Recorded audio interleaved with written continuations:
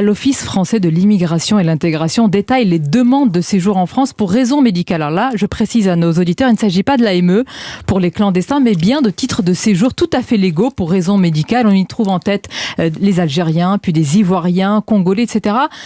Est-ce que notre modèle est envié, trop envié selon vous, et comment y remédier dans ce cas-là ?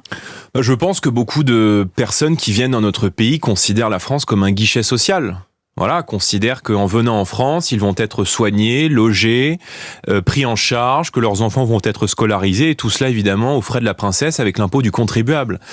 Avant de commencer à éponger, il faut fermer le robinet de l'immigration. Parce que l'immigration nous coûte beaucoup d'argent. Des séjours parfois courts, pour des raisons médicales. Précise. Oui, d'accord, mais moi, ce qui m'inquiète, voyez-vous, c'est qu'il y a un Français sur 3 qui n'arrive plus à se soigner ou qui renonce à se soigner parce que le reste à charge est trop important.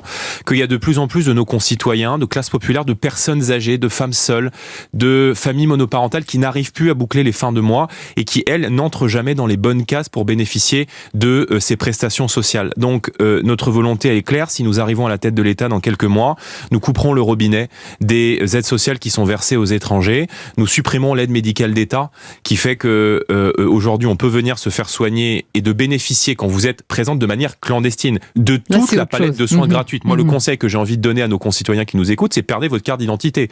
On a un peu le sentiment qu'en perdant la carte d'identité, vous serez mieux traité en étant étranger sur le territoire français qu'en étant membre de la communauté Pour la défenseur des droits, ce matin, il envoie notre devoir de solidarité. C'est ce qu'il dit ce matin. Non, d'accord. Elle paiera avec ses impôts et elle paiera directement elle-même ses soins de gens qui viennent ici pour se faire soigner.